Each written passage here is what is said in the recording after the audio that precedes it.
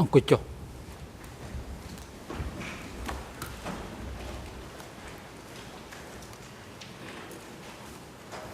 អង្គជំរាបប្រកាសបន្តកិច្ចដំណើរការនីតិវិធីសមនការជាបន្តនេះអង្គជំរាបសូមផ្ដល់វិធីការជូនទៅក្រមមេធាវីការពីក្តីលោកអៀងសេរីដើម្បីមានឱកាសតាំងសំណួរដេញដោលចំពោះអ្នកជំនាញ David Chandler សូមអញ្ជើញ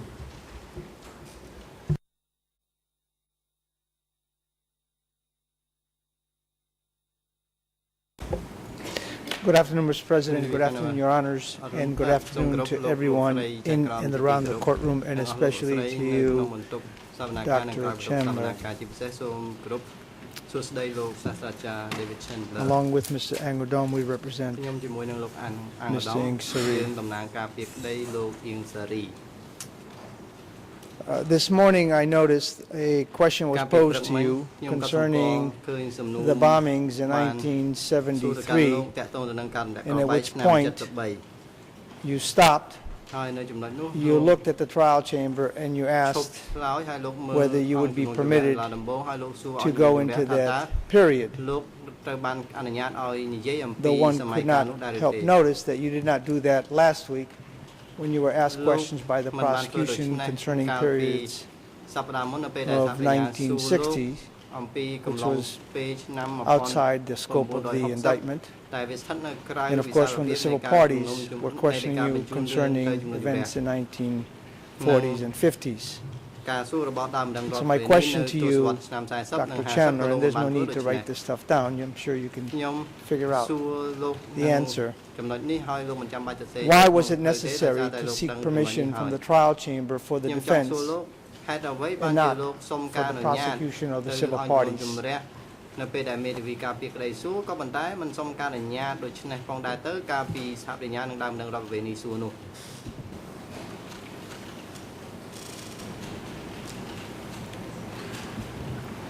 Thank you. My answer to that question is the questions dealing with material before 1975, to my recollection, I can stand corrected if not, all dealt with the history of the Communist Party of Cambodia, about which I've written extensively, and I think which is that history is relevant to my own expertise. I'm not an expert on the American bombing, and also important to the proceedings of this trial for both the prosecution and the defense. When the question came up with the American bombing, as you could see from the answer that I eventually gave, I was not reluctant to talk about this. This is a horrible event in American and Cambodian history. But I did feel this was a question bringing something else into the table, a foreign power that had not been discussed before, and I just wanted to make sure that this was not a diversion. I was told it wasn't, so I gave the answer I did. Okay.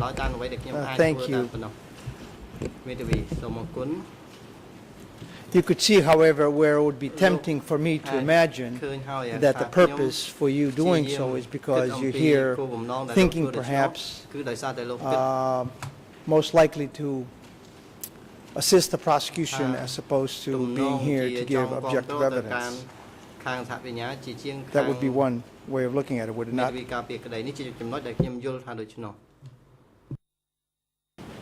I take a little offense at that. Frankly, I'm not that kind of a cynical person.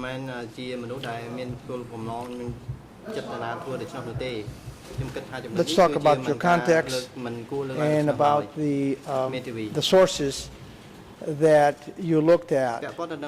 This morning you asked a series of questions. I'm going to follow up on some of those questions because I don't think they went deep enough.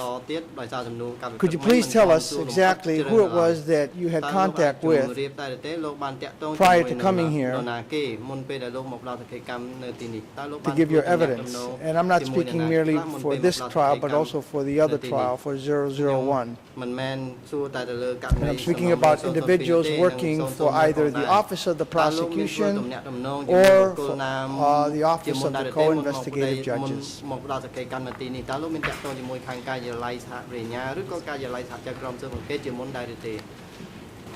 Lúcអ្នកជំនាញក៏មកអត់ទាន់ឆ្លើយតបចាំស្ដាប់អង្គជំរះសម្រាប់លើសេចក្តីជំទាស់របស់តំណាងសហប្រញ្ញាអន្តរជាតិទៅនឹងសំណួរចុងក្រោយរបស់មេធាវីអន្តរជាតិកាលពីក្តីលោកអៀងសេរីជាមុនសិនសូមអញ្ជើញលោកតំណាងសហប្រញ្ញា I rose before my learned friend finished his question. We don't have a problem in principle with a question as specific as whether or not Professor Chandler has spoken to members of the prosecution or OCIJ about his testimony. But the questions need to be specific, and if that's the question, it can be asked. We have no objection to it being asked. Mr. President, I will go from the general to the specific. First, I want to know with whom he spoke with. Did you have a chance to speak with Mr. Heder?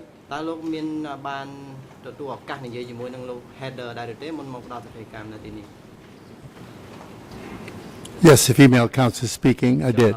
Yes, it does count. Okay, fair enough. And how often have you contacted and exchanged emails with Mr. Heder?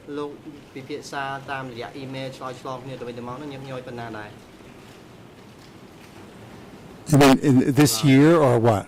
From the moment he started working for this institution, because first he worked for the prosecution in drafting the introductory submission, then switched over to the investigative sector to see whether what he drafted was correct.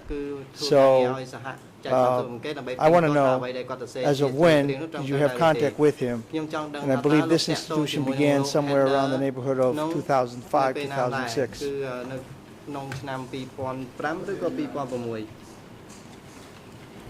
Since his work was of interest to me, but it was not, did not feed into any of my ongoing research. I think my contacts with him were quite irregular, mostly on a social basis, just trying to find out what kind of an event was happening here in Phnom Penh. As my testimony, the time for my testimony approached, I did not specifically approach him and ask him in any sense what I should do or what I should say, but I did, as I came closer, I familiarized myself with more of the materials readily available about the trial that I had not consulted in detail beforehand. Now, was that for 001 as well as for 002?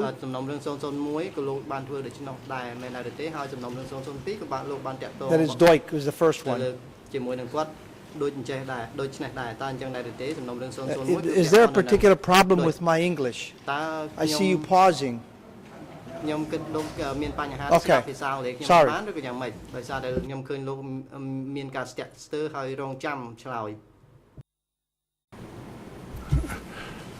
Okay, I did much less preparation for case number one, since that was largely about my book, which I reread in preparation for the trial. For this case, I had to re-study not only the books that I've read that have been decided here, but lots of other secondary material to try and be as helpful as I could be. Dr. Chandler, stick with me. I'm speaking about your contacts with Heder. Did you have contacts with Heder concerning the Doik trial? Yes or no? If so, to what extent?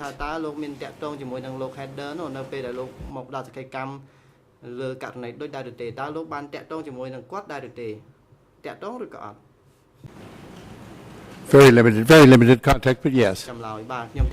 And with respect to this particular case, did you have any contact with Mr. Heder while he was working for the Office of the Prosecution, that is, while he was drafting the introductory submission along with the other team members of the prosecution?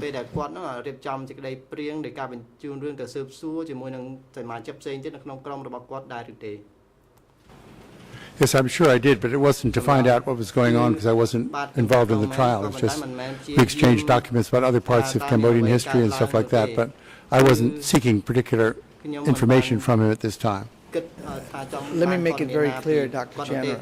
I am not suggesting that you were seeking any sort of information from him.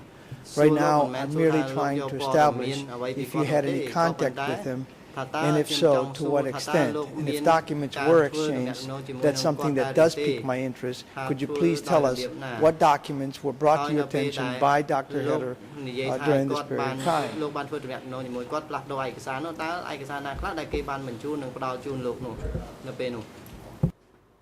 He directed me to much of his published material that I hadn't read, and that's mainly what he did. But yes, it was contact with him about this time. And the published material that he directed you to, was that related to, in part, what he was doing for the Office of the Prosecution at the time?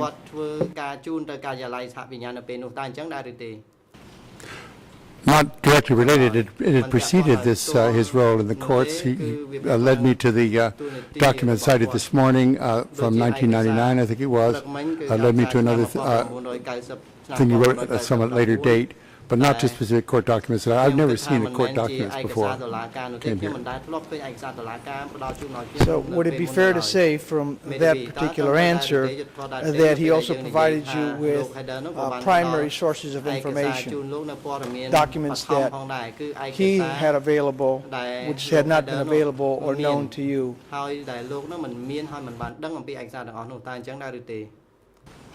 No, that's not true. He did not give me any primary source material that is not available to me beforehand. That was a question, not a statement. Well, okay. Well, I mean, he did not. Yes, I mean, he did not provide me with such material. That's the answer to your question. All right. Now, after Mr. Heder went over and started working with the Office of the Co-Investigative Judges, did you continue to have contacts with him? And if so, could you please tell us how those contacts, what those contacts were all about? Well, it's difficult to tell you what the contacts were all about. There were frequent contacts between two colleagues who've been friends for 30 years. But let me say they were not about. They were not. Let me put it another way. These contacts did not involve any information that was not widely open. I was not trying to publish anything. I was not doing my own research. I talked to him about the progress of the trial to an extent. This was interesting to me. He said off the record, so I'm not going to put it on the record now. I see. When he said he was off the record. លោកវិទ្យាមិនឃើញកាន់បានសូមឲ្យឃ្លាតបន្តិចដើម្បីឲ្យអ្នកបកប្រែហ្នឹងបកស្ទាន់បាទសូមអរគុណបាទសូមជឿ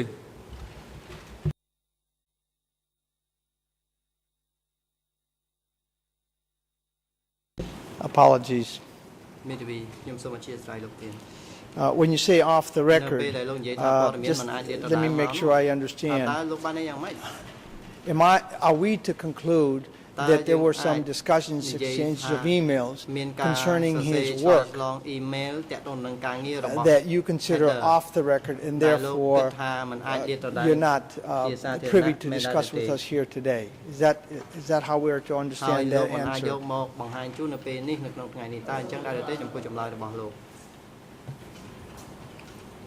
He made it clear in some of these discussions that he didn't want me to write anything up. That's all. That's what I understood to mean off the record, and I never did write anything up from these discussions. Right.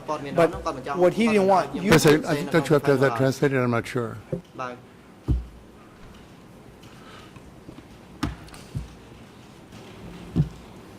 Okay, well, he did not want you to write up anything about it.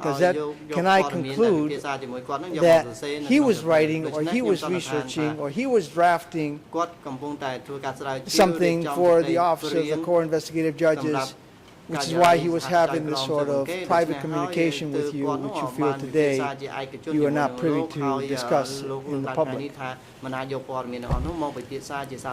Yes. អ្នកជំនាញមកតន់ឆ្លើយតបទៅនឹងសំណួររបស់មេធាវីអន្តរជាតិកាលពីក្រោយលោកអៀងសេរីរងចាំអង្គជំរះសម្រាប់លើសេចក្តីជំទាស់របស់តំណាងសហប្រញ្ញាទៅលើសំណួរនេះជាមុនសិនសូមអញ្ជើញលោកតំណាងសហប្រញ្ញា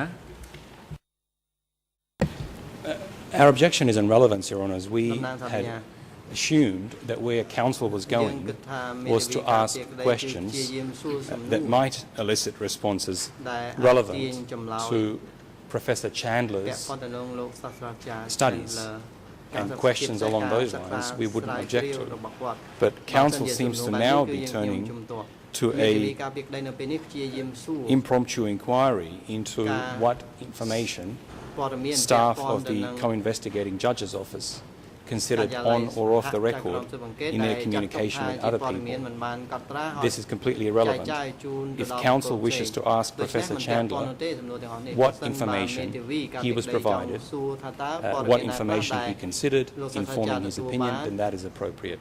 Going into other people's work and attempting to conduct an inquiry into other individuals who are not here testifying today is irrelevant and inappropriate. Let me briefly respond, Mr. President. If in fact Header was working for the Office of the Co-Investigative Judges, first and foremost, he had no business discussing that business, what he was doing, with anyone else. That should have been within the Office of the Co-Investigative Judges, unless perhaps I'm mistaken how the system is supposed to work.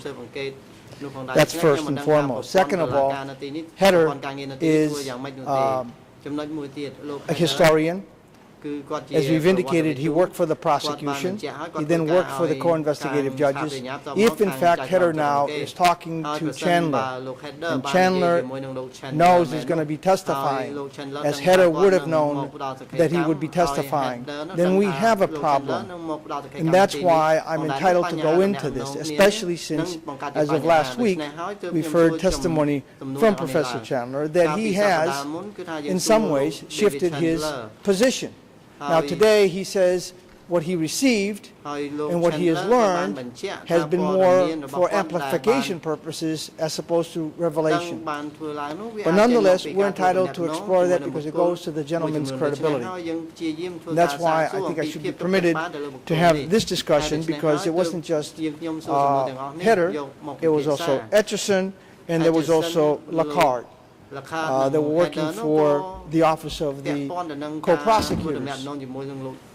So, and we're not suggesting that Professor Chandler was doing anything inappropriate, but certainly if members of the prosecution or if members of the co-investigative judges are reaching out to potential witnesses and are having discussions concerning this case and are showing them documents, that it could lead us into a problem to thinking that perhaps those working in those institutions might be gaming the process. ហើយយើងក៏បង្ហាញយើងឃើញថាបុគ្គលដែលធ្វើការនៅក្នុងស្ថាប័ននេះមួយចំនួននោះកំពុងតែធ្វើការលេងសើចទៅលើដំណើរការការងាររបស់គាត់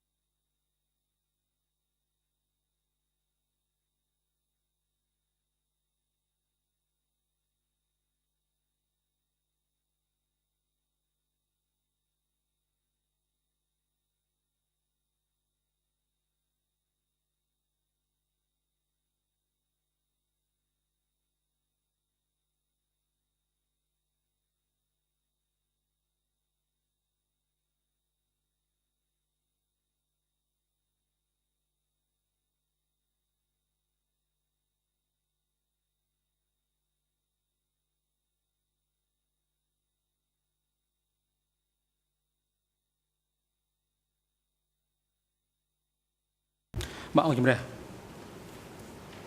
គុលភិរកិច្ចជូនទៅលោកចក្រមសង្វាក់ដើម្បីបង្ហាញពីសេចក្តីសម្រេចទៅលើសេចក្តីជំទាស់និងសំណួរចុងក្រោយរបស់មេធាវីអន្តរជាតិកាលពីក្តីលោកអៀងសេរីចំពោះអ្នកជំនាញសូមអញ្ជើញលោកចក្រមសង្វាក់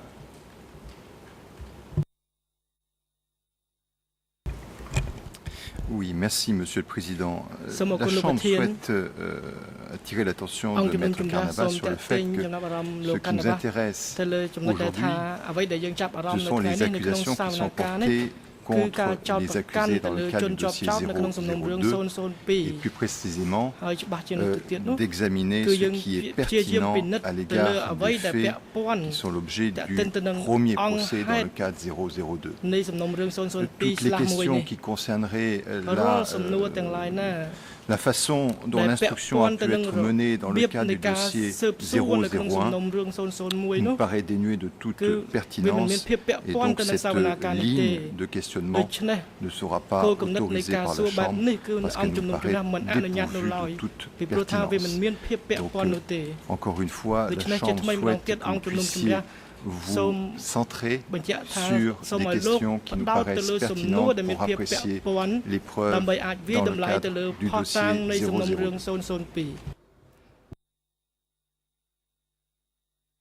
002. Thank you, Judge Laverne. For the record, a witness's credibility is always pertinent, at least in the Anglo-Saxon system. Now,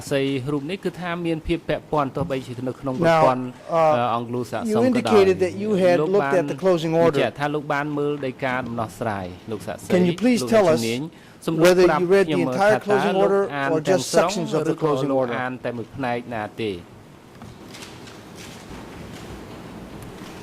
I read the text of the closing order, and I should make it clear, it was not clear for a little bit from one of your earlier questions. I had never seen any of this closing order before I came to Phnom Penh last week. I asked for it to be shown it. This was a legitimate request. I was shown it to give me background, get me up to speed on where the things were. Now, I did not read all the footnotes. I've been asked that. I checked footnotes when there was something that looked to me like, where did this come from? Sometimes I couldn't think it. And that's it. That's what I want to say. All right, so let me make sure that I have your testimony correct. It was when you came to Phnom Penh to testify was when the first time that you were provided with the closing order. Yes. Now, was that a hard copy or an electronic copy?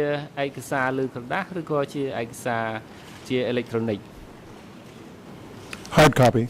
And when you did look at the footnotes, to go to the original sources that are cited in the footnotes, it's my understanding you had a very limited, you had limited access to those documents, correct? What's cited in the footnotes. I had no access to any of the documents. I was familiar with some of them, but I did not have access to them in Phnom Penh when I was reading the document.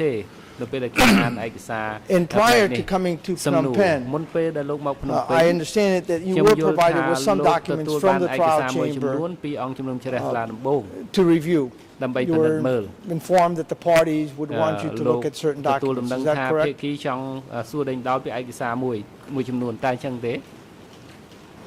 Yes.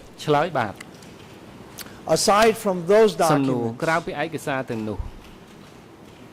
did you look at any other documents?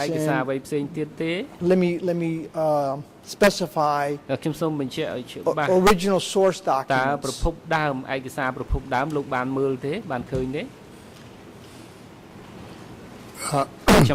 I would have to say no to that. If you mean original source in Khmer, I've not doing research in Khmer for this disappearance.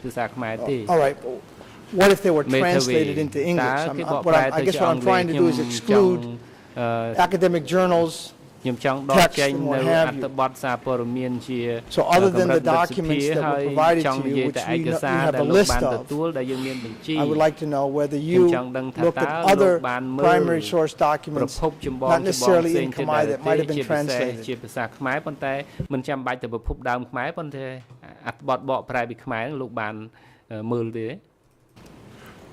The things I looked at outside of those documents were printed sources produced by the study of the tribunal by John Chudkari that's been published. The 7 candidates for prosecution that came out several years ago. I read that. I had read that before, but so I went back to it. I read that years ago.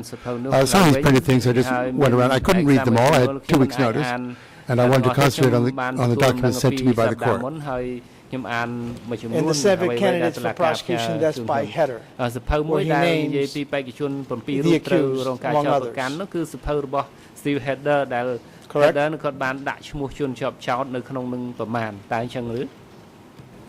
Yes, that's right. Last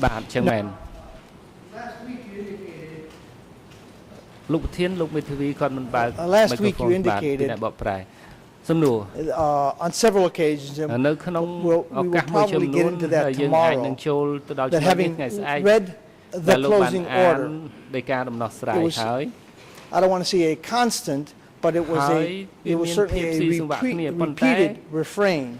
Having read the closing order, you had reached certain conclusions, or you wanted to adjust your thinking or your positions.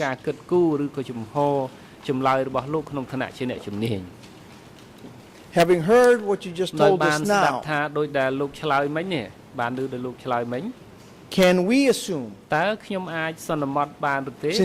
you've told us you did not have access to the documents that were in support of the closing order, other than that was provided to you by the trial chamber, that when you say, having read the closing order, you're talking about the text of the closing order?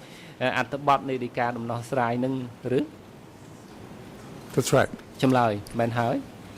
In other words, and I'm not trying to pin you down, and certainly not trying to ascribe blame in any way, although I may appear that way. This is the process of asking questions in court. It is, I understand, uncomfortable. You're relying on the text as opposed to doing a due diligence to actually look at the documents that's being cited and to see whether what is cited is indeed correct, accurate, complete, and in support of that, the assertions made in the closing order.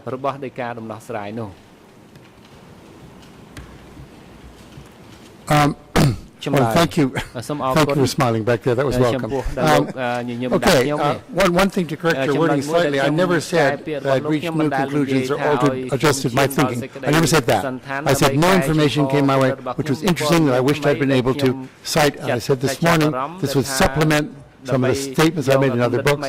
Cited the Sihanouk letter, for example, about the conversation with Pol Pot. That was a revelation to me. I would love to fold that into my book. So please don't say that I said things that I didn't say, such as which changed my thinking. Things I did not say that. The closing order did not change my thinking. I'm being a bit aggressive, I'm sorry. Second thing, there was no way, I think, that I could have conducted due diligence on documents when I was in my hotel room in Phnom Penh. So I didn't. I agree that I did not. I did not have the occasion to do so. I don't think that forbade me from finishing the document, finishing reading the document for information purposes. Well, first, let me apologize if I misquoted you, although it wasn't a quote. I was trying to paraphrase, and if I got it wrong, I certainly appreciate you correcting me, and please do so on each and every occasion, and I will endeavor to be as accurate as possible. And secondly, let me point out that I'm not suggesting that you should have done a due diligence. I just merely wish to make sure I understand you, that when you say, based on the closing order we now know, you're referring to the text of the closing order as opposed to the text plus អ footnotes, ត្ថបទនៃការដោះ having ស្រាយ done ឬក៏ a យោង due ទាំង diligence on the លេខយោង footnotes to see បានន័យថា whether ជើងទំព័រនៃឯ it ក is សារទាំងនោះ supportive ផង actually of what is ដើម្បី being គ្រប់គ្រង asserted ថាអ្វី in the ដែល closing អះ order. អាងនៅក្នុងនៃការដោះស្រា So យ I នោះ think ត្រូវ we ឬ are មិន in ត្រូវ agreement. តើលោកយល់ស្រប Is that ជាមួយ correct? ខ្ញុំអញ្ចឹងដែរឬទេត្រូវទេ Yes, I think we are, for the way you ចម្លើយ stated it. Yes, បាទ yes, ត្រូវ we ហើយ are. ខ្ញុំ We are. យើងយល់ស្របគ្នាអញ្ចឹង Thank you very much. មេធាវីសូមអរ And គុណ I'll ច្រើន try to ឥ smile ឡូ a វនេះ little ខ្ញុំ more នឹង to ព្យាយាម make ញញឹម it go easier. ដើម្បីឲ្យលោកមានការងាយស្រួលក្នុងការឆ្លើ If I យ could take you back a little ឥ bit ឡូវនេះខ្ញុំសូមឲ្យលោកត្រឡប់បន្ to តិច that period ទៅរក that was រយៈ referenced កាលមួយ earlier ដែល this យោង morning ទៅខា on ង the ដើម U.S. ព្រឹកនេះ bombing.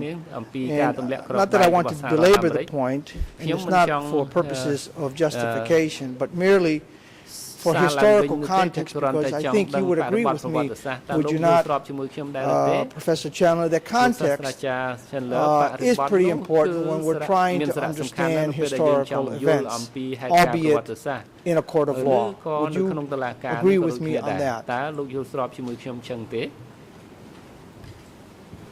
Certainly. ចម្លើយពិតហើយ So for contextual purposes, សំណួរចំពោះបរិបទ could you please tell វិញ us តើលោកអាចប្រាប់ on តុ or លាការ about បានទេ what នៅ year did ក្នុង the ឆ្នាំ bombing ណាដែល begin ការ in ទម្លាក់គ្រាប់បែក Cambodia? បានចាប់ផ្ដើមឡើងនៅកម្ពុជានោះ You talked about 1973, លោកនិយាយពីឆ្នាំ1973 but it happened ប៉ុន្តែ several years ប្រហែល earlier. It started, that 3-4 is. ឆ្នាំមុននឹងបានចាប់ Correct? ផ្ដើមហើយតើត្រូវដែរឬទេ Yes, and I mentioned the earlier bombings in my statement this បានហើយ morning. ខ្ញុំបញ្ជាក់ Began in នៅ 1967. ចាប់ផ្ដើមពីឆ្នាំ 1967 I'm merely trying to make a record. no, fair I have enough. to go ឥ through ឡូវ some នេះខ្ញុំ background. ឲ្យ So if លោ you ក could តាម be លំដាប់លំ patient ដោយ with me, សូម and I លោក appreciate មានសេចក្តីអំណត់សូមអរគុណ the បើលោកបានធ្វើ frustration ដូ that ច្ you នោះ must be feeling. ពេលខ្លះលោក But មានអារម្មណ៍ធុញទ្រាន់ there must have been a ឬក៏ខ្មាស់អៀ reason នប៉ុន្តែ why នេះជាមូល this ហេតុ bombing was occurring. ថាការហេតុអីបានជា Can មា you នការ please ទម្ tell លាក់ us គ្រាប់បែក why នេះ the ហេតុអ្វី U.S. was bombing ដែលយើង Cambodia? ដែលថាសហរដ្ឋអាមេរិកត្រូវតែទម្លាក់គ្រាប់បែកនោះលោកដឹងទេហេតុអី I really can't believe it's an American. You need an answer to that, but I will give it for the court. The Americans were bombing Cambodia as support of their war against the North Vietnamese and NLF forces fighting in southern Vietnam. That's the answer to that. It was not the bombing of Cambodia per se. It was an element of the war against Vietnam, which the Vietnamese, for example, did not refer to as the Vietnam War, but a total war against the Americans wherever it took place. ចាត់ទុកថាសង្គ្រាមនឹងមិនប្រឆាំងនឹងវៀតណាមទេប៉ុន្តែ We're trying to make a សង្គ្រាម record. នឹងប្រឆាំងនឹង Just bear with me. ភាគីមួយចំនួន And I apologize if some of my មេធាវីសូមអភ័យ questions ទោស seem simple. បើសិនជាសំណួររបស់ខ្ញុំស្មុគស្មាញសំណួរប្រាប់ខ្ញុំ Before the bombing ឥឡូវនេះមុនពេល occurred, ទម្លាក់គ្រាប់បែក started, that is, ដែលថា Can you ចាប់ please ផ្ដើមឡើងលោកបាន describe to បញ្ជាក់ us, សូមលោកប្រាប់តុលាការមើលបានទេថា the context a ប little រិ bit. បទនៃការទម្លាក់គ្រាប់បែកនេះ Sihanouk, តើ as I សម្ដេច understand សៀ it, នុ was តាម the ដែល head ខ្ញុំ of យល់ state. ជាប្រមុខរដ្ឋ And could you please tell us ហើយសូមលោកប្រាប់ខ្ញុំមើលថា what was happening in តើមាន Cambodia រឿងអ្វីកើតឡើង that នៅកម្ពុជា would ដែល motivate the Americans ដែល to bomb ជំរុញឲ្យ Cambodia? សហរដ្ឋអាមេរិកទម្លាក់គ្រាប់បែកនៅកម្ពុជានោះ Nothing was happening in the Cambodian government or visible to the rest of the world that would let the Americans bomb Cambodia. What they were bombing, or hoped they were bombing, and in many cases succeeded, was the Ho Chi Minh Trail, which ran through Cambodia from North Vietnam and Laos into southern Vietnam. And when you say the Ho Chi Minh Trail, are you speaking about Sihanouk having made arrangements with China to allow weapons to go through Cambodia to assist the North Vietnamese communists who were at the time, fighting the South? ដែលច្បាំងជាមួយវៀតណាម Is that ខាង what ត្បូង you're talking អញ្ about? ចឹងដែរឬទេគំនិតដែលលោកនិយាយមិញនេះ For the sequence, I have to get back to my book. I have written about this. Yes, this was certainly connected. The phrase frequently, and I think accurately used about him is balancing act. Bit of this, bit of that, bit of this, bit of that. Play to the Chinese, then play to the Americans. He renewed when the war was going badly in, or no, that's not the right way to put it. 1968, he feared that having broken relations with the Americans in 64 may have been a mistake. So he resumed relations. And it seems from the evidence, this is not entirely certain, but it seems that a quid pro quo for renewing American diplomatic relations was to continue the bombing along the Ho Chi Minh Trail. That's and I think it's part of the public record. Sihanouk has said, if you kill Cambodians, I'll go public. If you don't, I won't. Because he didn't care what happened in the jungle or what happened to Vietnamese troops. So, yeah, in that sense, it was a reaction to Sihanouk. And politically, I mean, as a historian, did you also study the politics in Cambodia at that period of time and what Sihanouk may have been doing to his political opponents?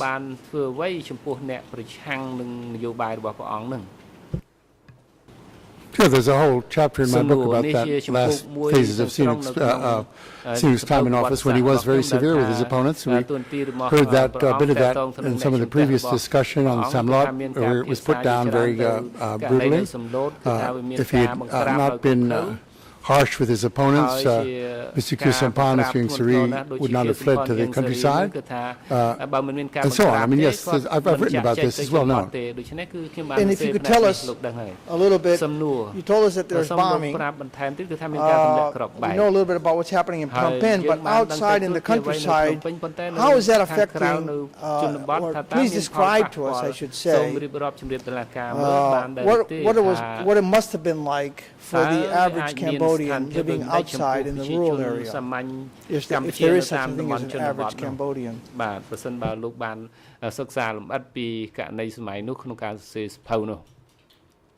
That's a question I wish I could answer better than I will, but certainly in areas along the border, it was pretty difficult for these people who had Vietnamese soldiers stationed among them who behaved, as all records show, they behaved very, very well, actually, as it turns out. But that was difficult, particularly after the Tet Offensive, which was of February 1968, which was launched from Cambodia. People know that. It was launched from bases here in Cambodia into South Vietnam. And as soon as that failed, which it did except for public relations purposes, a lot of those forces were mown down. And the North Vietnamese forces came into the border areas as opposed to the kind of NLF Southern Vietnamese people who had always been there for years, often since the 1950s. So it gets a lot harsher when the North Vietnamese get in there. The fighting gets worse. The war is going more, it's getting more questionable for Sihanouk. Also, his own political base is getting unsteady. The assembly elected in 1966 was the only one that had been elected without his hand-picking the candidates. So these candidates who were elected were not his people. A few were, but not all of them. So he's getting nervous, and this is I've documented this. And there's so many things going on at once. There's a growing resistance to his rule. There's growing discontent in the towns among people. The economy is not going that well. In the countryside, there are people who are being pulled toward the war. Yeah, I mean, it's a complicated but unpleasant situation, as you suggested. All right, and this continues on for some period, and then we know in 1970 there is the coup, but the bombings continue all the way, as you indicated this morning. They were going on in 1973. Do you know, by that point, how the bombings would have, what impact it had on the countryside? We're talking about the physical impact, that is, villages, farming, that's livestock. If you could help us out on that.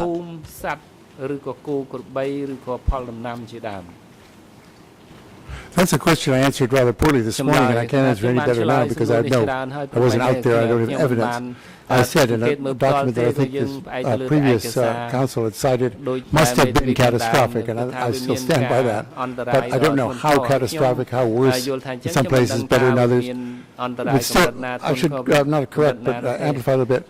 In 1970, 71, and 72, the bombing continued to be along the Ho Chi Minh Trail. 73 was the shift to bombing populated areas, and that's the bombing that people usually talk about. That's the outright bombardment of the ring of fire around Phnom Penh that I mentioned this morning.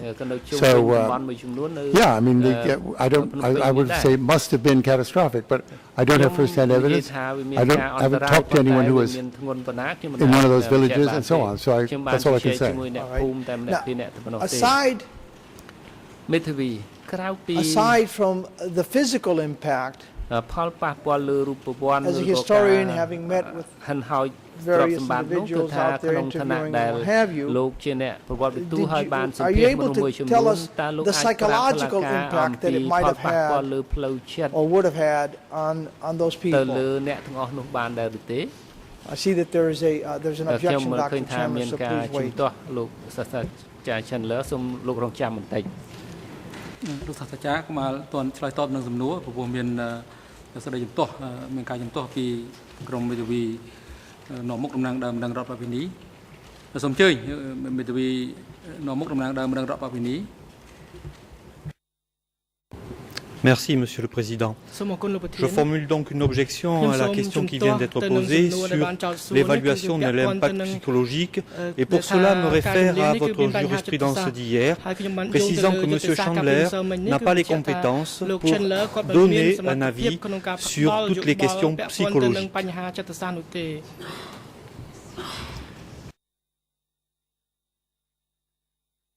If I may, Mr. President, and we might get into that at some point, but I'm not asking for a psychoanalysis.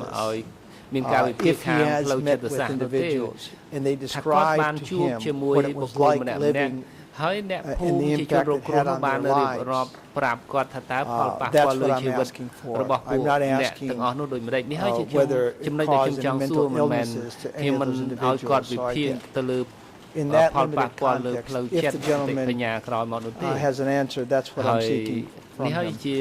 សំណួរដែលខ្ញុំចង់បានចម្លើយបើសិនជាលោកអ្នកជំនាញអាចឆ្លើយបានបាទសូមលោកអ្នកជំនាញអាចឆ្លើយតបនឹងសំណួរដែលសួរកែតម្រួលចុងក្រោយនេះមិនមែនឆ្លើយនឹងសំណួរដែលបានតាំងសំណួរដំបូងទេ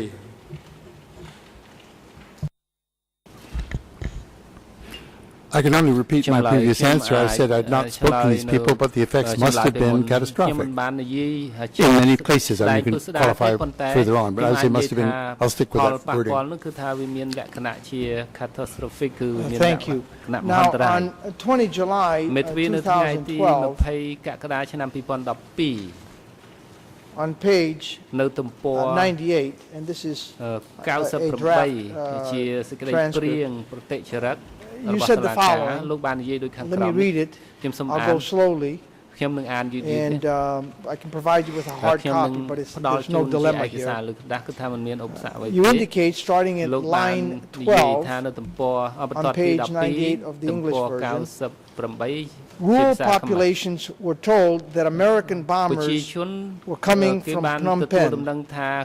So people, there's lots of evidence of this. The forces that entered Phnom Penh and some of the forces that entered from Battambang were extremely angry. They had been told to be angry. They'd been told that this was the place that was not just a Western American, but a place that was out to destroy them, the cities.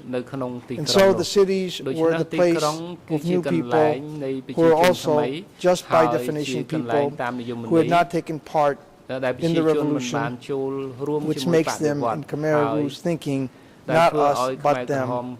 In other words, enemies.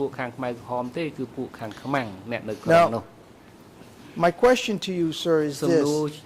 The people that were being bombed and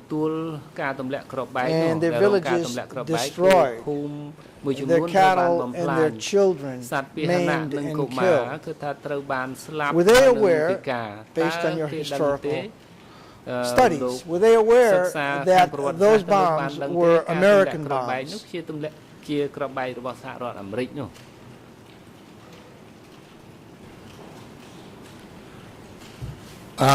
I can't directly answer that question because I wasn't there, of course, but it seems to me they were told when Khmer Rouge forces could be in contact with these people, they told them the fact that these were American bombs. They didn't tell them that they were anything but that they weren't.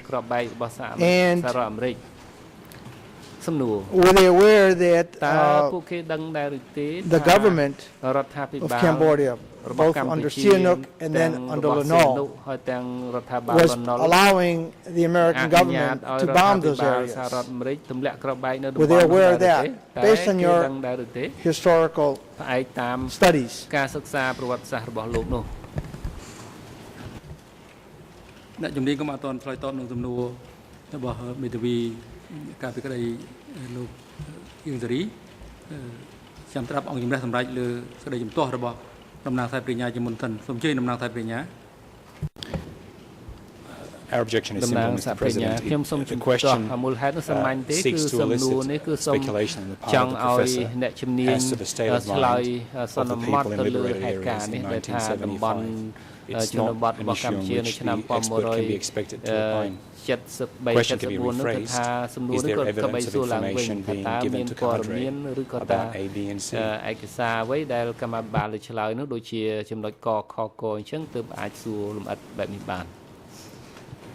I'm perfectly happy to rephrase.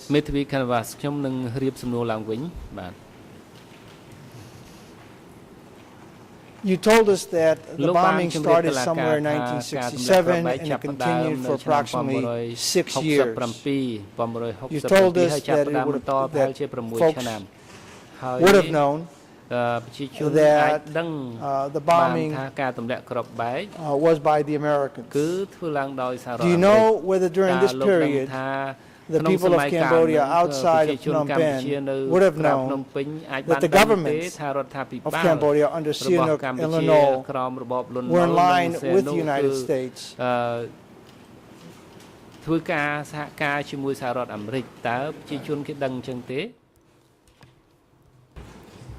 I mean, it's a matter of how they would have known and which ones would have known. People who were told this would have known.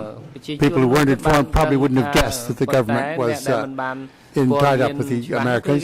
This was certainly you can call it propaganda, but which it was, but it was also a very valuable tool of the Khmer Rouge to explain that the betrayal of the government, what they saw as a betrayal of the government that allowed such bombing to take place. I want once again to re-clarify and back off a bit on I don't want to leave the impression in the record that the bombing of Cambodia, the blanket bombing of Cambodia in 1973 had been unabated from 1967. I think a lot of people in Cambodia didn't know there was bombing going on from 67 to 70. Really, it was been the far northeast, particularly the trail ran through some very heavily forested, unpopulated areas. If we're talking about 73, I think this is already after the Vietnamese have withdrawn their support from the Khmer Rouge. The ceasefire with the Americans happened. The Khmer Rouge are starting to take command of their half of the civil war, which they had not had command of before. And one of their weapons, psychological weapons, was to tell as many people as they could reach that these bombs were American, that they were being directed at them but this is a thing that was the only untruth, was they were being directed from, the planes were flying out of Phnom Penh. In other words, they were their own city. In fact, those planes couldn't have taken off from Phnom Penh. People didn't know that. Their own government is letting these planes fly out of Phnom Penh. That's a minor detail, though, whether they were flying out of Phnom Penh or whether they were flying out of Guam. You would agree, would you not, that the bombs were landing in Cambodia on those villages, killing those people?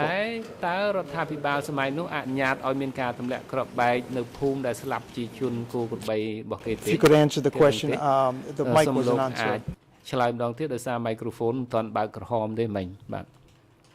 I'm sorry, I didn't mean to seem crass, but it seems to be a very effective piece of tactic to put this idea in people's heads, which was very hard to absorb, that their own government was helping to bomb them. Foreigners bothering Cambodia has been in their history for centuries.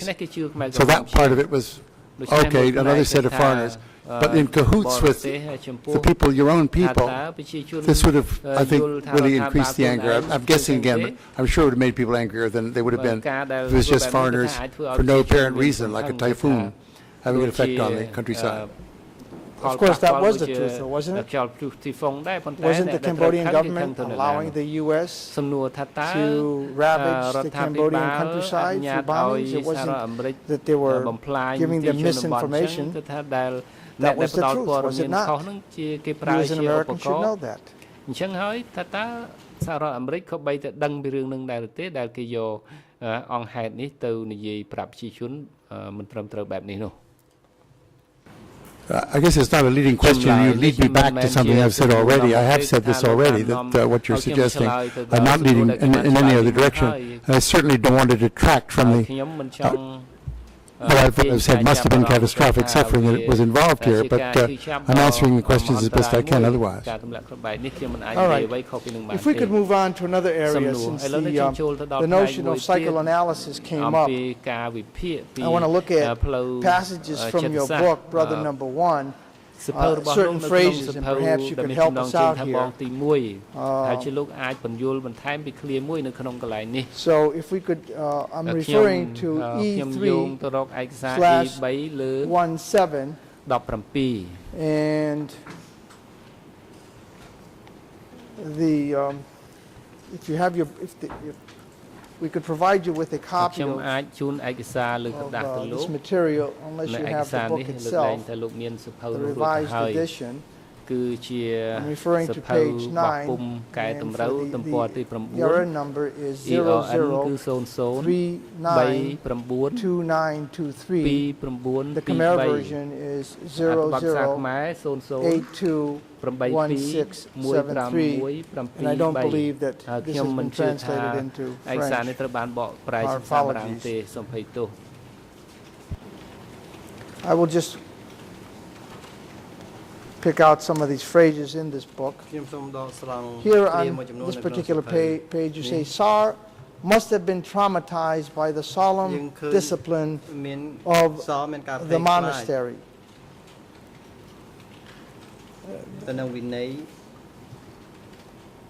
Now, here you seem to be trying to psychoanalyze Pol Pot, are you not?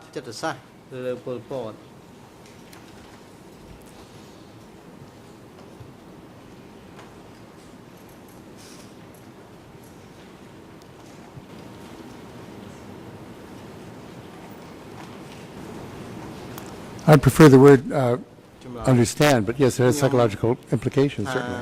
Okay, and I'm going to read a few others, so, and then let you give one more or less global answer at some point.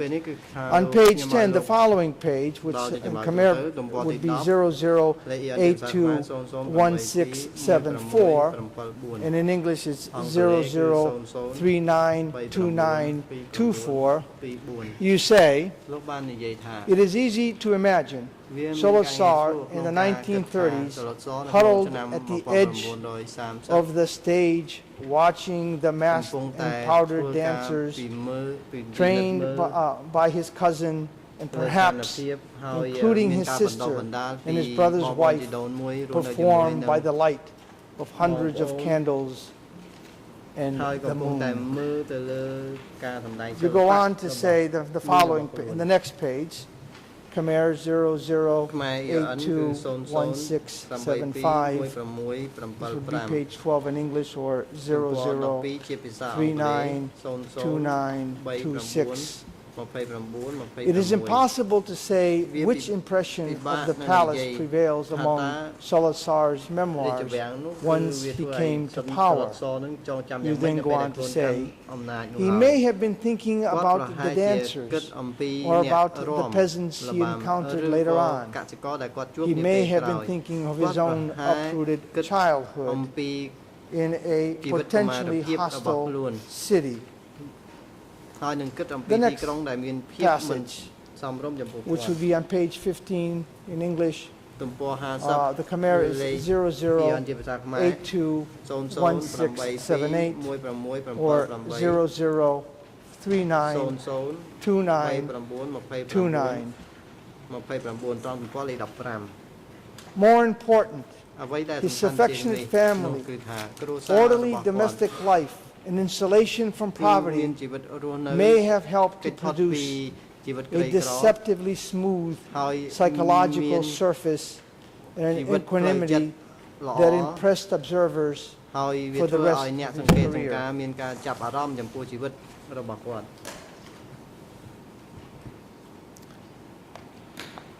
Khmer ERN number 00821682. This will be page 19 in English, or 00392933. In the view of Salazar's later success as a teacher and his reputation for fairness, it is tempting to see Kwan Sivan as the first of several role models he chose to emulate.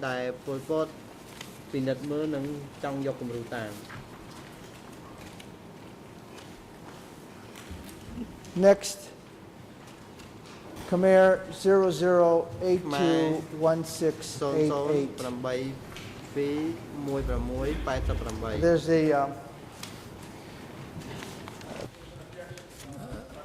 សូមជួយចំណាំងថាប្រញ្ញា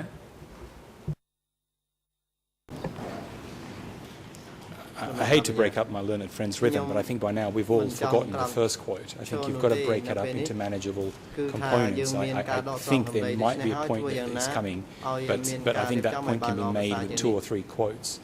I think expecting the professor to, as it were, be able to bring all of this together and respond to a question is just too much. The question will be too complex and difficult to answer, and it won't help the court. Mr. President, the professor wrote these quite eloquent passages, and he is a historian. There was an objection about psychoanalysis.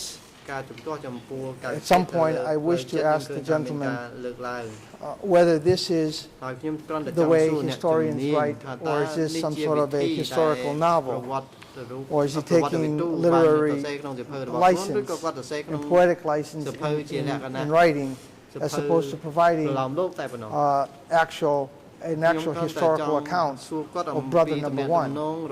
That's the thrust of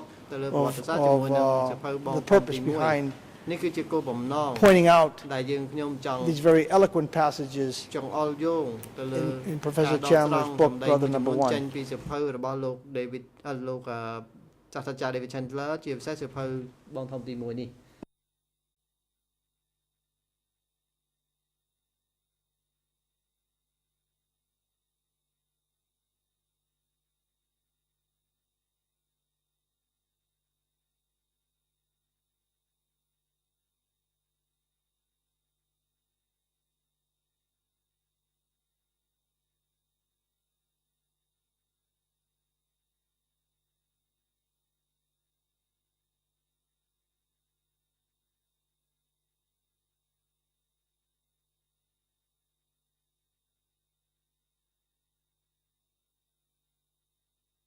បាទអរគុណច្រើនហើយសូមលោកមេធាវីរៀបចំនឹងសំណួរជាក់លាក់ដើម្បីសួរដល់អ្នកជំនាញអំពីបញ្ហានេះ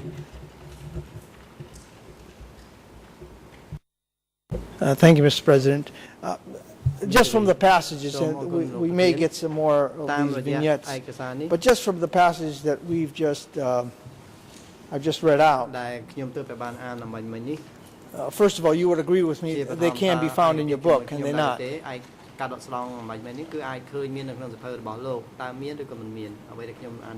Or would you like to see them? What am I like to go on? No, I know they're in my book. Okay. Come on, man. I just need to make sure that we're all on the same page. Work with me, Dr. Chandler. I know it can be frustrating. But when you say it's tempting to imagine, and then you go on to psychoanalyze, is this because you're trying to make history sort of a popular read, as opposed to writing history. Of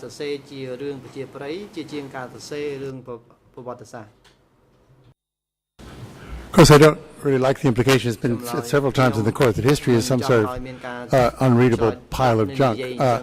This is a biography. The key point of this book, I think, the key point of the book is a biography. The purpose of the biography was not to write a chronological history or a chronological record of Pol Pot's life, a CV, if you like, which I could have done. It would have covered about 2 pages. But to try and understand not only the person from what we knew about his life, but also the person we discovered from the effect he had on people who met him. I, of course, never interviewed him. For example, I knew people who had been to the same school with him in Kompong Cham, talked about this Professor Kwan Sipan as a very inspiring figure, and that Hunim was there, Kisapan was the same school. So I had evidence that this man had been very inspiring and forthright. Before that, Pol Pot had been in more or less French schools, had not had a teacher that he ever mentioned. Secondly, the business of his smooth outer appearance, that's the first thing anybody who ever met him said to me about him. Saat's arm is what they say in Cambodia. They would rub their arm to show how smooth his skin was. This was a character who had a smooth outer exterior. Photographs reveal that. So I was trying to say that coming perhaps from such a comfortable, close family might have given him a, if you like, a persona that could act this way. Now, yes, they are trying to make it readable, but it's not the same. This was a biographical experiment.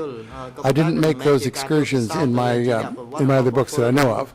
I didn't try to say what was in Duke's mind, for example, or Sihanouk sometimes, but not as much. I was trying to get not inside, but get toward an understanding of a person who was and remains very mysterious to me.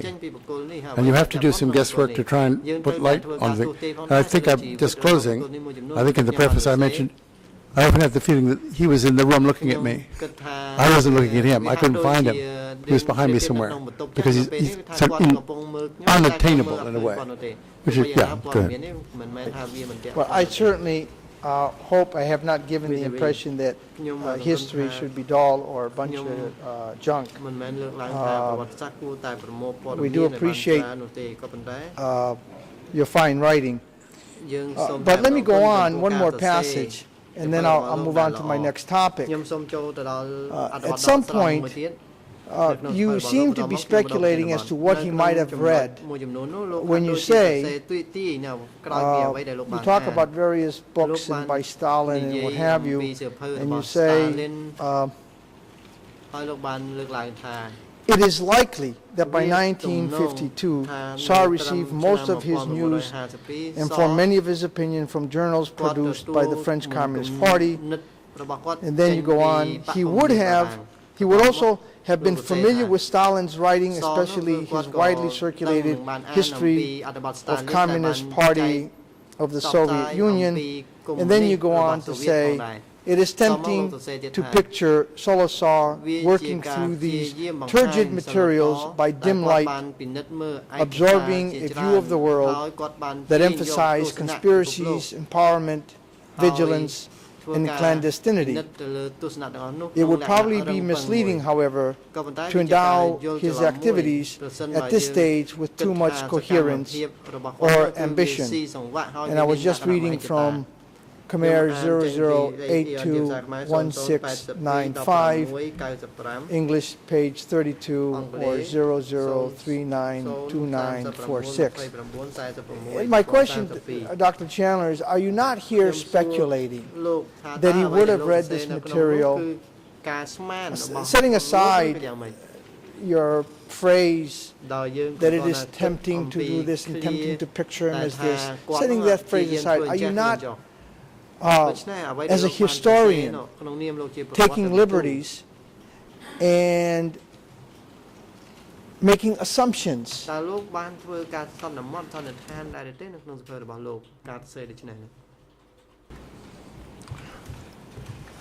have to take some and some, and if they're illegitimate, it's right to object to them.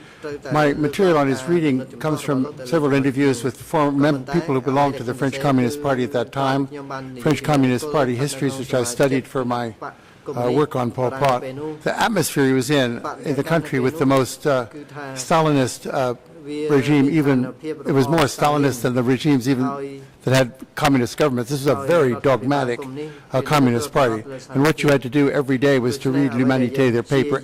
All members read the paper, and if they didn't, they were, I don't know what punishment happened, but you had to do that. Stalin's history of the Soviet Party, of the Communist Party of the Soviet Union, CPSU, was also required reading at party meetings. They had to study this text. So I assumed that Pol Pot had done some of the things that other French communists were doing because he was a member of the party. Now that might be a stretch, but I don't think so. As for the dim light, we've located his apartment, and in 1990, this was one of the most dimly lit places I've ever seen. Now, he may have had a good light in 1950, but I doubt it. It's a funny little garret on top of a bar in the 15th arrondissement. Thank you, Dr. Chandler. Speaking of assumptions, if I understand your answer,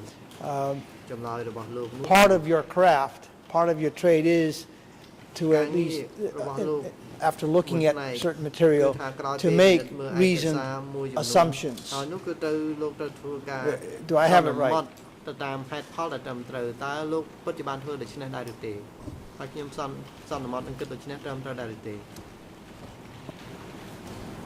Sorry, I spilled some water, but I heard your question. The answer is yes. Okay. And so barring having what you call the proverbial smoking gun, there are times when you need to make certain assumptions based on the available evidence that you have. But can I ask you, at least in your experience or having viewed others, do you think that historians sometimes just get it wrong because they made assumptions or maybe assuming a bit too much based on the evidence available to them? Certainly, that's a great risk that historians face. Okay. Now, the next topic I want to discuss a little bit is some of your figures that you've come up with as far as the death toll during this period. And the reason I want to do so is because having looked at a variety of things that you have published in the past, I don't want to say your position has shifted, but let's just say the numbers often seem to be slightly different, if I can put it that way. And before we go into the actual numbers, can you please tell us what is your estimation of the number of people that would have been were killed prior to the fall of Phnom Penh, prior to April 1975? And let's just say we'll pick a window between the starting of the bombings or slightly thereafter all the way until 75. Do you have a figure in mind? I've seen a figure of 500,000, but that was not based on my research. There may be higher figures. That's a good question, however. All right. Now, when you say you saw a figure, was this by a demographer or was this by a historian or journalist or a combination? Well, this was by a demographer, certainly. This is not a figure guessed at by a journalist that I cite. Okay. Now, when you say demographer, do you have one in mind? I hate to pin you down, but I mean, you're taking my pauses for reluctance. It's really because of the light. Here you go. I have no reluctance to answer that question. The two books, one is Le Génocide des Khmer Rouges by a man with a Polish name, I forget, Slawinski, I think. And the other is by a man called Patrick Uvelin, who wrote a very good article on and this figure that I think was appeared in one or both of those published documents. That's why I cited for you. All right. And in reading those articles, did you check by any chance the sources that they used in coming up with that figure? នៅក្នុងសភៅនោះដែរទេមុនពេលដែលគេយកមកកំណត់ជាតួលេខនោះ I looked at what they cited, but I had no way of verifying it. I respected these two scholars. That's how I have to put it that way. You respected them because of their reputation, or was it because of the journal in which they had published, or because you had heard of them, or a combination of all three?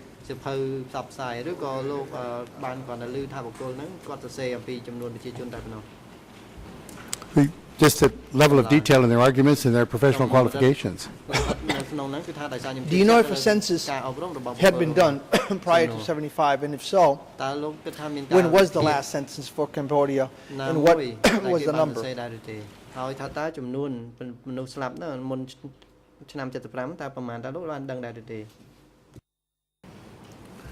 I'm certain the last full census was in 1962.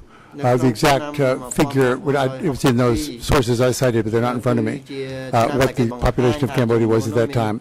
This is often used as a base figure for later population figures. I think it was 6 million, but that doesn't make me the authority who said that. All right, and do you know what census figures these two demographers would have picked for that period, 70 to 75, as a starting point, and then from there, deducting or concluding that up to 500,000 would have perished?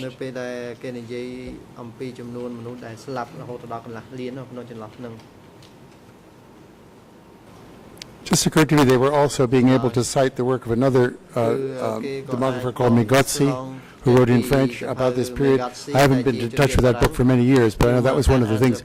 He extrapolated some of these population figures in what struck me as a fairly professional fashion, so I went along with that. All right.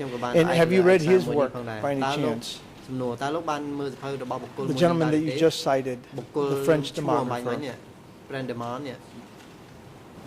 Yes, I did. Long ago now, but yes, I did. And was that a book that you used in coming up with your own figures, or were you relying more or less on what others had been writing about as far as the death toll? I don't have any demographic talents, so I have to rely on these other people. Right. And that's one of the reasons why I'm asking. Now, we put together a chart, and we'll make it available. We have it also in Khmer. I should note to the trial chamber that we just put this together. We have all the source material, although some of the source material is not on the case file, although it is by Dr. Chandler. And we're not trying to get the material on, but for illustrative purposes, we want to show the different positions that Dr. Chandler has, or the different numbers he's come up on different occasions. And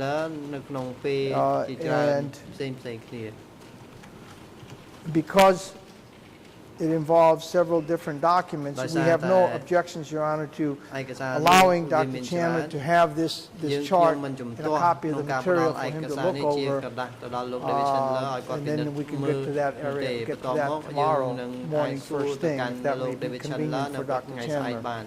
But I'm in your hands.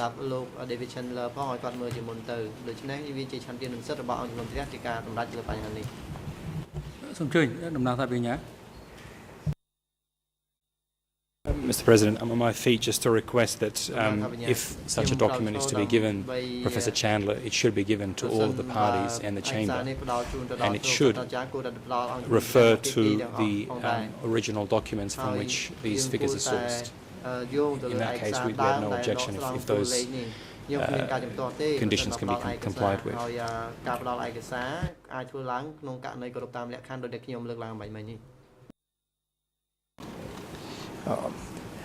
Absolutely. We certainly think that everybody should be provided with a copy, and we apologize for not thinking of providing a hard copy to everyone.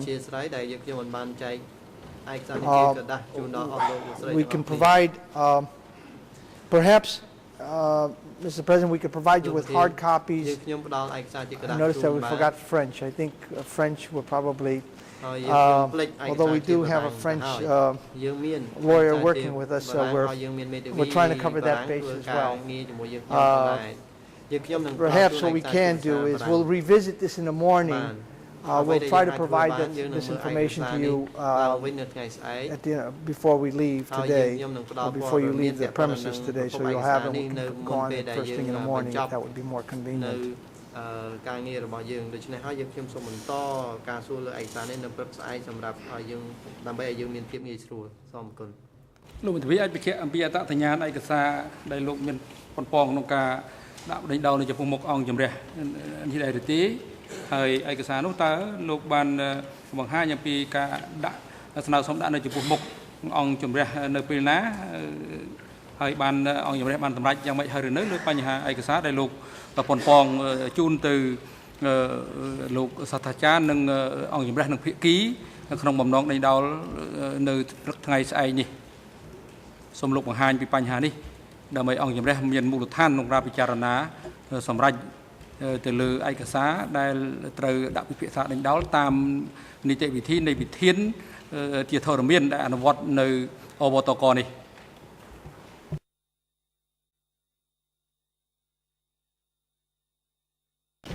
First, let me make sure that perhaps I was inarticulately put my position forward.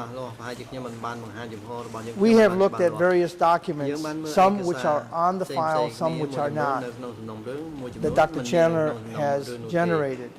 From that, we have come up with a chart to illustrate the point and to guide us through. The documents that we are that we are referring to is, I can give you the error number of a document that's not in the file. It's Professor Chandler's Facing the Cambodian Past.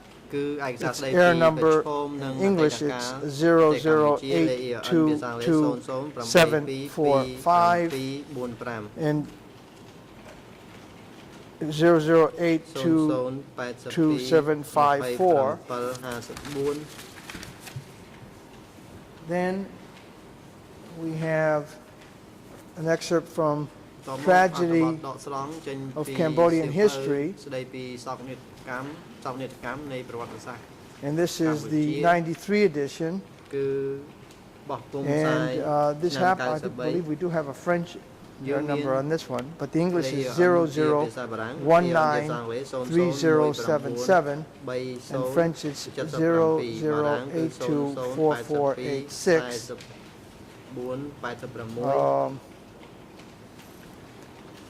And then again, in the same document, in the introduction, there's 00193084. Then on page 236, which is 00193319, and then again, page 271, 00193354. So that's from David Chandler's book, Tragedy of Cambodian History, Politics, War, and Revolution. And this, as I indicated, was the 93, reprinted in 94. There is another document which is not on the file. It's called Epitaph for the Khmer Rouge. It's in the New Left Review, published May to June 1994.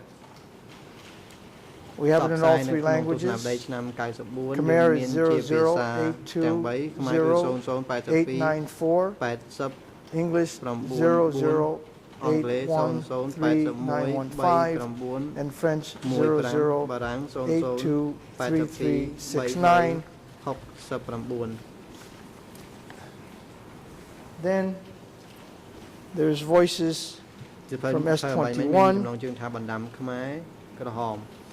This is already in.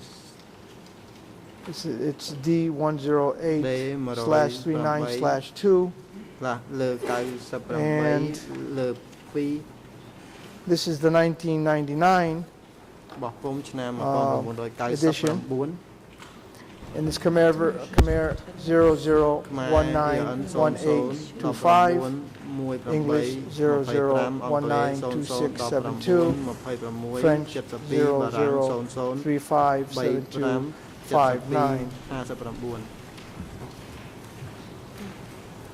Then there's brother number 1, and this is the 1992 version.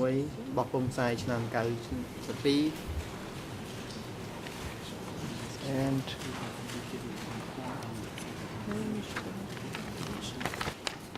the pages are Khmer 00821668, English 00818412. Then there's brother number 1 again. This is the 1999 version. I have the Khmer, the English air number is 00392918. There's an article from in the Ethics in International Affairs Annual Journal, Carnegie Council on Ethics in International Affairs. Article by Dr. Chandler, will there be a trial for the Khmer Rouge? This is not in evidence in the file, but it has been provided. Everyone should have it. And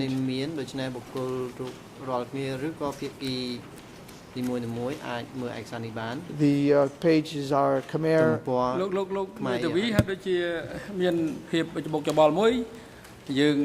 Chỉ bật thiên lòng nhầm đây nó có đập toàn thì những mặt xua lục tha tớ ai cái xa đây lục con phong đã chun từ nẹt chùm điên để viết chật lỡ hơi nâng chùm lòng chun đó lòng nhầm đây nâng thị ký đây bầm non đã xua đánh đau nẹt chùm điên để ngày sai ní tớ chia một hết ai cái xa đây ban đã nơi chùm pu mục ong chùm nuôi chùm ra hơi rư nơiហើយការរៀបរាប់របស់លោកមានពីរចំណុចដែលមិនច្បាស់ទី1គឺលោកបានបង្ហាញមានការចូលគ្នារវាងឯកសារដែលបានបង្ហាញមានលក្ខណៈថាមាននៅក្នុងសំណុំរឿងហើយនឹងឯកសារមួយចំនួនទៀតដែលគ្មាននៅសំណុំរឿងបញ្ហាទី2គឺឯកសារដែលលេខ ISBN ដែលមិនបានច្បាស់លាស់ថាតើឯកសារលេខ ISBN ដែលលោកហៅនឹងជាភាសាខ្មែរឬក៏ភាសាអង់គ្លេសឬក៏ជាភាសាបារាំងដើម្បីឲ្យបានច្បាស់លាស់ពីព្រោះបញ្ហានេះត្រូវគោរពនៅអ្វីដែលជាអនុសរណៈអង្គជំរះបានណែនាំភាគីរួចហើយអំពីការអនុវត្តនៅការដាក់ឯកសារដេញដោលចំពោះមុខអង្គជំនុំជម្រះបើសិនបើជាឯកសារថ្មីត្រូវគោរពតាមវិធាន87អនុវិធាន4គឺធ្វើសំណើសុំមកអង្គជំរះដើម្បីអង្គជំរះសម្រេចលើសំណើសុំនោះថាតើដោយគោរពតាមវិធាន87 3ថាតើដាក់ឲ្យដេញដោលឬក៏អត់បញ្ហាឯកសារផ្សេងទៀតដែលលោកគិតថាមាននៅក្នុងសំណុំរឿងគួរតែបញ្ជាក់ផងដែរថានៅក្នុងបញ្ជីឯកសារភាគីណាមួយដែលបានដាក់រួចហើយនៅចំពោះមុខអង្គជំនុំជម្រះនេះគឺកុំឲ្យវាមានការយឺតពេលបើពុំដូច្នេះទេគឺយើងឃើញការរៀបរាប់នេះយ៉ាងវែងរវាងលោកឡំគ្នារវាងឯកសារដែលលោកបញ្ជាក់ថាมันមាននៅក្នុងសំណុំរឿងហើយនិងឯកសារ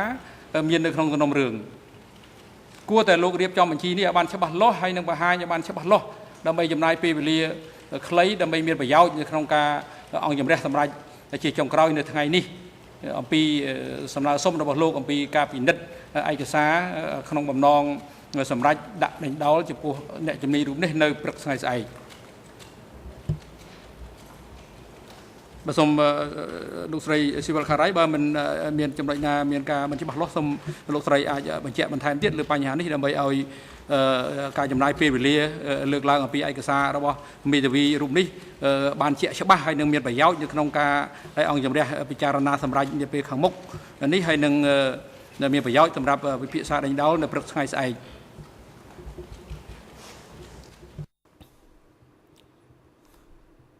Thank you, President.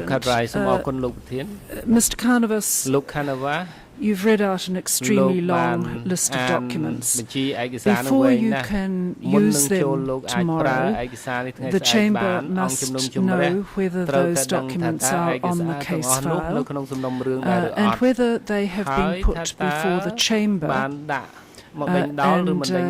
Because as you are well aware, the Chamber's consistent ruling is that if they have not been put before the Chamber, then a Rule 87(4) application must be filed in writing.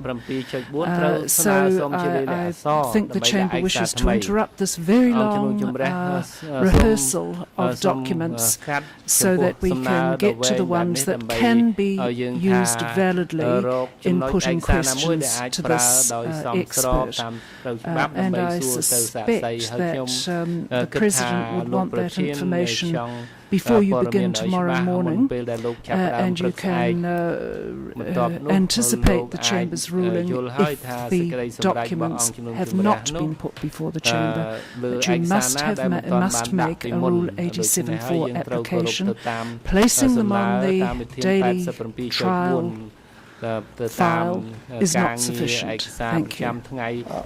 Just one point of clarification. And we will revise our little chart to reflect all of that,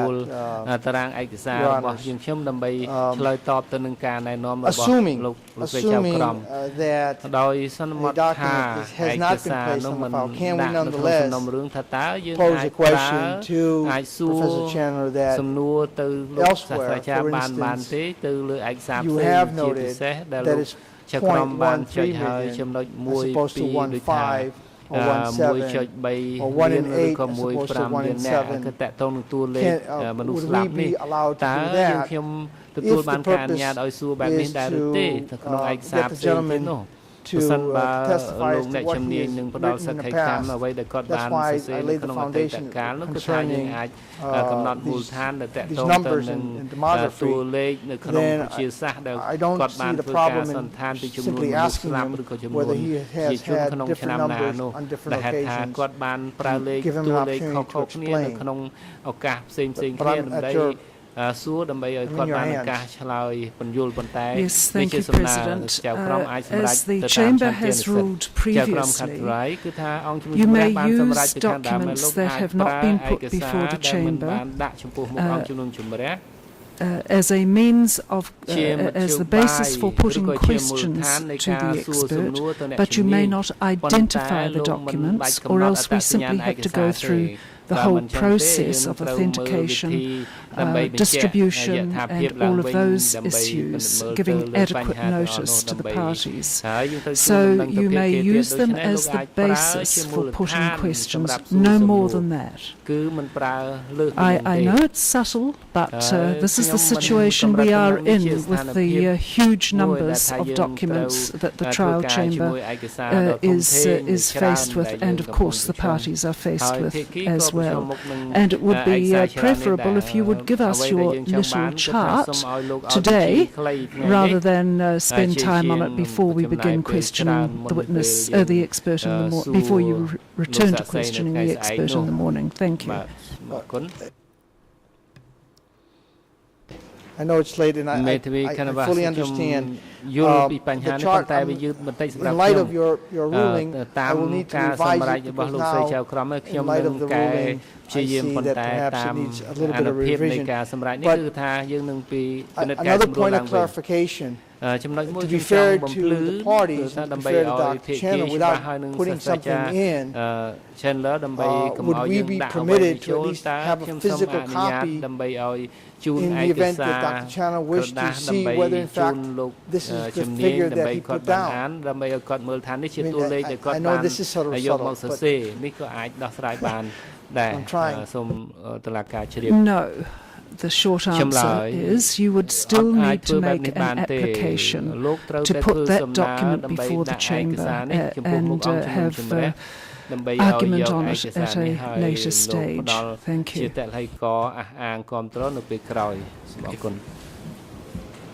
សូមអញ្ជើញតំណាងថាប្រញ្ញាអន្តរជាតិ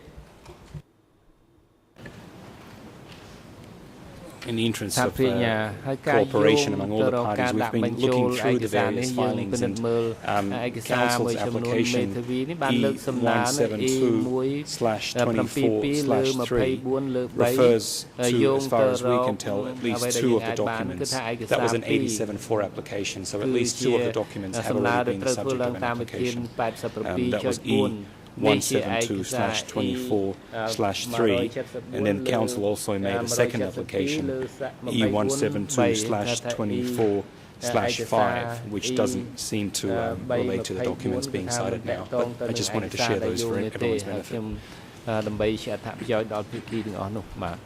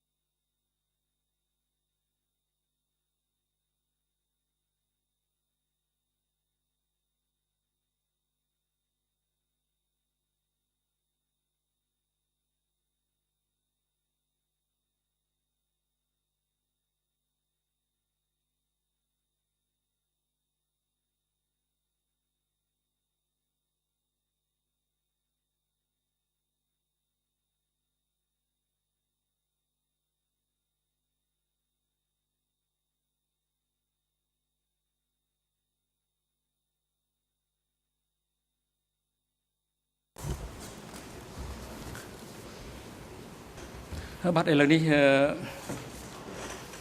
ដល់ពេលលោកសំលមមនឹងសម្រាប់ឲ្យដែរប៉ុន្តែដោយសារមានបញ្ហាលើកឡើងដោយមេធាវីអន្តរជាតិកាលពីក្តីលោកអ៊ីងសេរីអំពីបញ្ហាឯកសារពាក់ព័ន្ធនឹង ឯកសារមួយចំនួនដែលខ្លួនមានបំណងដាក់សួរដេញដោលចំពោះអ្នកជំនាញនៅព្រឹកថ្ងៃស្អែកដោយសារការយឺតយ៉ាវក្នុងការបង្ហាញអំពីបញ្ជីឯកសារនិងភាពពាក់ព័ន្ធនឹងបញ្ហាផ្សេងៗទៀតដែលបង្ហាញក្នុងការដាក់ឯកសារនៅចំពោះមុខអង្គជំរះនេះដូច្នេះអង្គជំរះសម្រេចថាបញ្ហានេះសូមឲ្យលោកមេធាវីការពីក្តីលោកអៀងសេរីរៀបចំនៅបញ្ជីឯកសារដែលលោកមានបំណងដាក់វិភាសាដេញដោលចំពោះអ្នកជំនាញនេះផ្ដល់ជូនមកអង្គជំរះតាមរយៈកាលាបញ្ជីសកម្មការនៅព្រឹកថ្ងៃស្អែកឲ្យបានមុនពេលដំណើរការពិភាក្សាដេញដោលបាទសូមអរគុណលោកសាស្ត្រាចារ្យឥឡូវនេះឃើញថាពេលវេលាច្រើនហើយរហូតដល់ម៉ោង 4:15 នាទីហើយអង្គជំរះថ្លែងអំណរគុណយ៉ាងជ្រាលជ្រៅចំពោះលោកសាស្ត្រាចារ្យដែលបានខិតខំប្រឹងប្រែងឆ្លើយនឹងសំណួរជាច្រើនក្នុងរយៈពេលកន្លងមកនេះជាពិសេសថ្ងៃនេះដែលពេលវេលាឃើញថាមានការយឺត15 នាទីហើយកិច្ចដំណើរការសកម្មភាពសម្រាប់ថ្ងៃនេះគឺដល់ពេលសំលមុំសម្រាប់ឲ្យអង្គជំរះប្រកាសផ្អាកកិច្ចដំណើរការសកម្មភាពសម្រាប់ថ្ងៃនេះត្រឹមនេះសកម្មភាពលើកទៅបន្តធ្វើនៅថ្ងៃស្អែកថ្ងៃអង្គារទី24 ខែកក្កដាឆ្នាំ 2012 ដោយចាប់ផ្ដើមពីវេលាម៉ោង 9 ព្រឹកហើយសកម្មភាពនៅថ្ងៃស្អែកនេះនឹងចាប់បន្តទៅធ្វើដោយការតាំងទង្រួតដេញដោលចំពោះអ្នកជំនាញ David Chandler ដោយក្រុមមេធាវីការពីក្តីលោកអៀងសេរីហើយសូមភាគីនិងសាធារណជនជ្រាបហើយលោកសាស្ត្រាចារ្យ David Chandler ការស្ដាប់សកម្មកម្មរបស់លោកអ្នកជំនាញមិនទាន់ចប់នៅឡើយទេសកម្មភាពនឹងបន្តធ្វើនៅថ្ងៃស្អែកទៀតដូច្នេះអង្គជំរះសូមអញ្ជើញលោកមកបន្តផ្ដល់សកម្មភាពទៀតមន្ត្រីរដ្ឋបាលតុលាការតម្រូវរួលជាមួយនឹងមន្ត្រីអង្គភាពគាំពៀស័ក្តិនិងអ្នកជំនាញក្នុងការជូនអ្នកជំនាញវិលត្រឡប់ទៅទីកន្លែងដែលគាត់ស្នាក់នៅនិងឲ្យអញ្ជើញគាត់ត្រឡប់មកកាន់កន្លែងផ្ដល់សកម្មនៅក្នុងបន្ទប់សកម្មភាពនេះវិញនៅព្រឹកថ្ងៃស្អែកនៅវេលាម៉ោង 9 ប្រកបឲ្យនរៈមន្ត្រីឃុំឃាំងនាំខ្លួនជនជាប់ចោតទាំង3រូបទៅត្រឡប់ទៅកាន់មន្ត្រីឃុំឃាំងនៃអវតកបញ្ចុះហើយនឹងឲ្យនាំខ្លួនពួកគាត់ត្រឡប់មកកាន់សាលសកម្មភាពនេះវិញនៅព្រឹកថ្ងៃស្អែកថ្ងៃអង្គារទី24 ខែកក្កដាឆ្នាំ 2012 ឲ្យបានមុនម៉ោង 9 ព្រឹកសម្រាប់ចុះ សូមអញ្ជើញក្រោកចុះ